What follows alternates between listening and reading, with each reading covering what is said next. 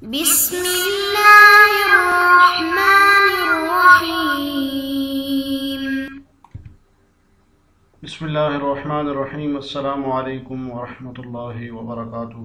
عزیز طلباء، امید ہے بخیر و عافیت ہوں گے۔ تفسیر جلالین سورۃ المائدہ سبق نمبر 223 کے ساتھ آپ کے سامنے حاضر ہیں۔ عزیز طلباء، آج کا سبق انشاءاللہ قل هل انبئکم سے لے کر آیت نمبر 61 یکتمون تک ہوگا۔ تو آئیے بلا تاخیر سبق کی ابتدا کرتے ہیں۔ اعوذ باللہ من الشیطان الرجیم، بسم اللہ الرحمن الرحیم۔ جی عزیز طلباء، قل هل انبئکم بشر من ذلک مثوبۃ عند اللہ۔ ترجمہ دیکھیے، اے پیغمبر ان سے کہو کیا میں تمہیں بتاؤں کہ جس بات کو تم برا سمجھ رہے ہو اس سے زیادہ برے انجام والے کون ہیں؟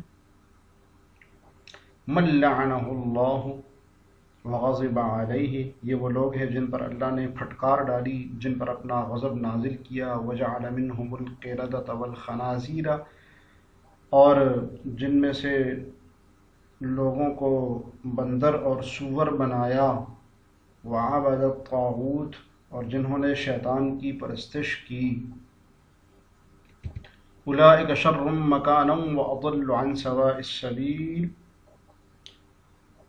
وہ لوگ ہیں جن کا ٹھکانہ بھی بدترین ہے اور وہ سیدھے راستے سے بھی بہت بھٹکے ہوئے ہیں۔ جیسے اس طلباء، یہود کی ایک جماعت جو نبی پاک صلی اللہ علیہ وسلم کے پاس آئی تھی اور کہا تھا کہ آپ کن انبیاء کو مانتے ہیں، کن پر آپ ایمان لاتے ہیں، پھر آپ علیہ السلام نے جواب دیا تھا، اور انہوں نے جواب میں کہا تھا کہ آپ کے دین سے شر والا دین ہم نے آج تک نہیں دیکھا۔ تو اس آیت میں اللہ تعالیٰ نے ان کے اس بات کا جواب دیا ہے جو انہوں نے کہا تھا لا نعلم دین شرا من دینکم، یہ جواب ہے اس بات کا۔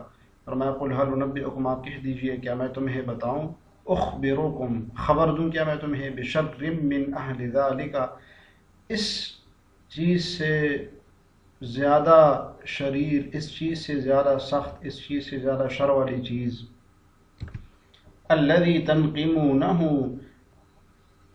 وہ جس کو تم معیوب سمجھتے تھے، جس کو تم برا سمجھتے تھے، کیا میں تمہیں اس سے زیادہ شر والی چیز بتاؤں؟ وہ کیا برا سمجھتے تھے؟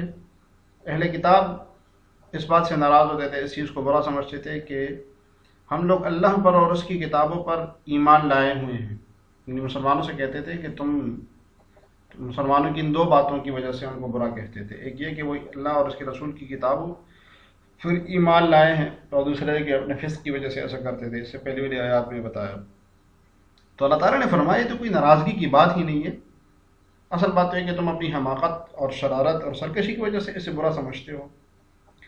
بالفرض اگر یہ شر والی چیز ہے، اگرچہ یہ شر والی چیز نہیں ہے، لیکن اگر بالفرض ہے بھی یہ شر والی چیز کہ تم ہمارے ایمان لانے کو برا سمجھتے ہو، نقم کرتے ہو، اس کو کراہت محسوس کرتے ہو اس سے، تو میں تمہیں اس سے بڑھ کر بری چیز اللہ تعالیٰ نے کہا دکھاتا ہوں جس میں تمہاری شقاوت اور ہلاکت ہے۔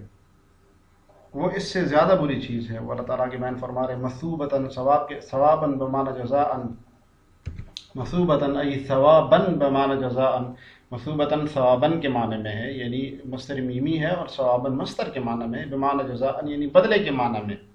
تو مثوبتاً عموماً ثواب کے لیے یعنی احسان کا بدلہ، اچھا بدلہ دینے کے لیے استعمال ہوتا ہے، لیکن یہاں پر عقوبت یعنی سزا کے معنی میں، یہاں پر سزا کے معنی میں ہے کہ اس سے زیادہ سخت شر والی چیز تمہیں بتاؤں جو کہ سزا کے اعتبار سے اس سے زیادہ شر والی چیز ہے جس کو تم سمجھتے ہو۔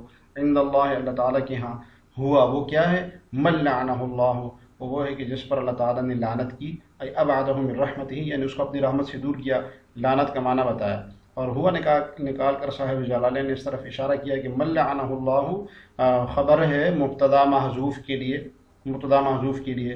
تو جیسے گویا کہ کوئی یہ کہہ رہا ہے قل هل انبئکم بشر من ذلک، کیا میں تمہیں اس سے زیادہ شر والی چیز دکھاؤں؟ تو کوئی پوچھے ای شیء ہوا، کہ وہ کیا چیز ہوگی؟ تو کوئی جواب کہے کہ ہوا من لعنہ اللہ، وہ یہ کہ جو اللہ تعالیٰ نے جس پر لعنت کیا۔ تو اللہ تعالیٰ نے فرمایا کہ اس سے زیادہ شر والی چیز یہ ہے کہ جس کے اوپر اللہ تعالیٰ نے لعنت کی، جس کے اوپر اللہ تعالیٰ کا غصہ ہوا، جن کو اللہ تعالیٰ نے خنزیر اور بندر بنایا، وہ چیز اس سے زیادہ سخت ہے، جی وغضب علیہ، اور اللہ کا غضب ہوا اس پر، وجعل منہم القردۃ، اور بنا دیا ان کو بندر، والخنازیر، اور خنزیر، خنزیر کی جمع بالمسخ. صورت جعل قردہ اور خنازیر یہ کہ ان کی صورت مسخ کر دی. ومن عبد الطاغوت، اور بری چیز اس سے یہ ہے کہ جنہوں نے شیطان کی عبادت کی. الشیطان، الطاغوت کا مطلب کیا ہے؟ شیطان. بطاعتی ہی، صورت عبادت کیا؟ شیطان کی عبادت کیسے ہوگی؟ شیطان کی عبادت اس طرح ہوگی، اس کی صورت بتائی کہ اس کی اطاعت کر کے.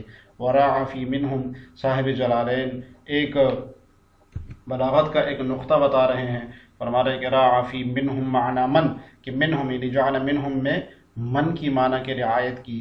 جو من کا معنی یہاں پر من یعنی ہے تو واحد، لیکن معنی اس میں جمع کا ہے، جمع کا کہ اللہ تعالیٰ کی لعنت تو بہت ساروں پر ہوئی، تو منہم میں من کے معنی کی رعایت کی گئی. وفیما قبلہ، اور اس سے جو پہلے ہے، لفظہما، اس کے معنی کے لفظ، من کے لفظ کی رعایت کی گئی ہے، یعنی واحد لایا ہے. وہم الیہود، وہ اس سے پہلے کیا ہے؟ اس سے پہلے یہ لعنہ واحد کی ضمیر آئی ہے، اور اس کے بعد پھر غضب علیہ واحد کی ضمیر آئی ہے. اس میں من کی لفظ کا اعتبار کیا گیا ہے، لفظ کی رعایت کی گئی ہے، اور ان ضمیروں کو واحد لایا ہے. منہم میں لفظ کی نہیں بلکہ معنی کی رعایت کر کے اس کو جمع لے کر آ گئے ہیں. فرمایا کون مراد تھے؟ لعنہ وغضب علیہ، اس سے کون لوگ مراد تھے؟ وہم الیہود، وہ یہود مراد تھے اس سے. جس طلبہ یہاں سے قرات کا بھی بیان کر رہے ہیں اور ترکیب بھی بتا رہے ہیں. وفی قراءۃ بضم باء عبد، اور فرمایا کہ ایک قرات میں عبد کے با کے ضمہ کے ساتھ ہے، کیا یعنی عبد الطاغوت. اس صورت میں وہ اضافت ہو الی ما بعدہ، اس صورت میں اس کی اضافت ہوگی.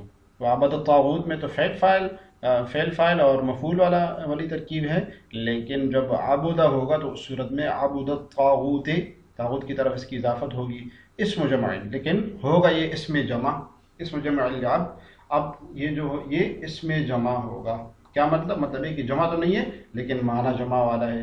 وَنَصَبَهُ بِالْعَطْفِ عَلَى الْقِرَدَةِ، اور اس صورت میں عبد الطاغوت چونکہ عبد منصوب ہوگا تو قردہ کے اوپر اس کا عطف ہوگا، اور وہی حکم ہوگا جو کہ جعل القردة والخنازیر وعبد الطاغوت اس طرح ہوگا، تو قردہ کے اوپر اس کا عطف ہوگا.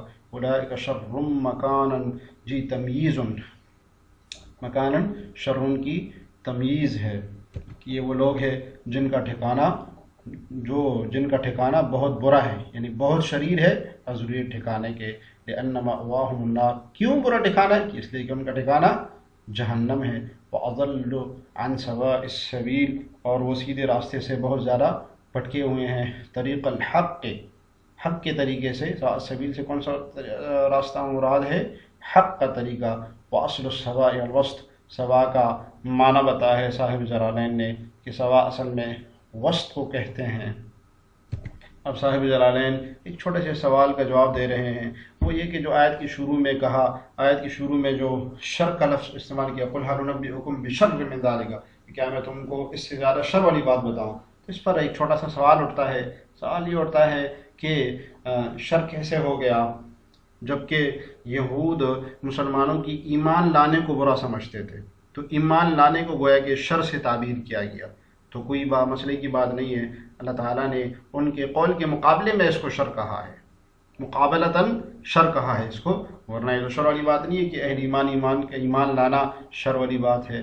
جی وذکر شر واضل، یہ جو اضل یہ والا ہے، فی مقابلت قولہم، جی مقابلتاً اس کو ان کے قول کے مقابلے میں لائے ہیں. کیا قول تھا ان کا؟ لا نعلم دینا شر من دینکم، کہ تمہاری دین سے زیادہ شر والے دین ہم نے نہیں دیکھا، ہم نہیں جانتے.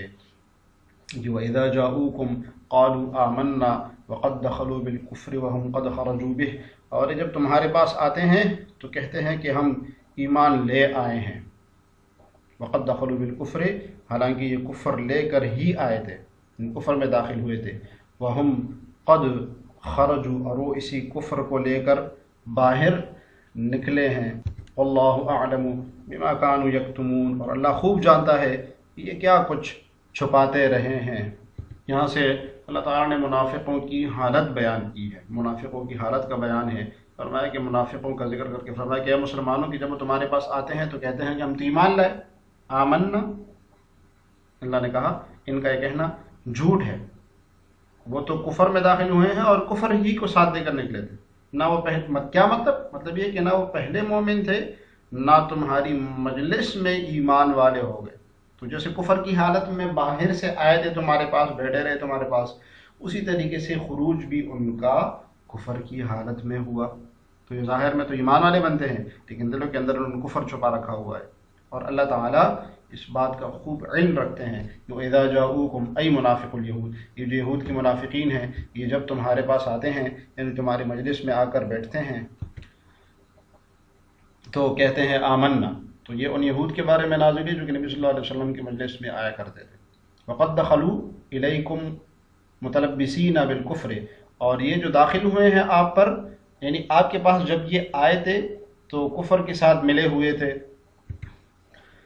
متلبسین نکال کر صاحب جلالین نے اشارہ کیا کہ بالکفر جار مجرور دخلو کی ضمیر سے حال بن رہا ہے، وہم قد خرجوا، اور وہ اس حال میں کہ نکلے ہیں وہ اس سے نکلے ہیں، تو یہ بھی حال بن رہا ہے پورا جملہ، من عندکم تمہارے ہاں سے، متلبسین بھی اس کفر کے ساتھ ملے ہوئے ہیں، تو یہ بھی کی جار مجرور ضمیر جو ہے یہ خرجو کی ضمیر سے حال بن رہا ہے، ولم یؤمنوا، اس حال میں کوئی ایمان نہیں لائے، واللہ اعلم بما کانوا یکتمون، اللہ تعالیٰ بہتر جانتے ہیں جس چیز کو وہ چھپاتے ہیں، من النفاق، ما کا بیان، کیا چیز چھپاتے ہیں وہ، نفاق کو چھپاتے ہیں، منافقت کو انہوں نے چھپایا ہوا ہے۔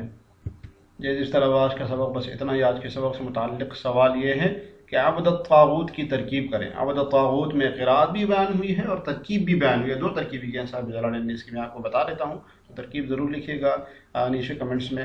آج کا سبق حدیث طلبہ ہم نے قل هل انبئکم سے لے کر آیت نمبر 61 واللہ اعلم بما کانوا یکتمون تک پڑھ لیا۔ دعا ہے کہ اللہ تعالی ہمیں جلالین پڑھنے، سمجھنے اور اس پر عمل کرنے کی توفیق عطا فرمائے۔ السلام علیکم ورحمۃ اللہ وبرکاتہ۔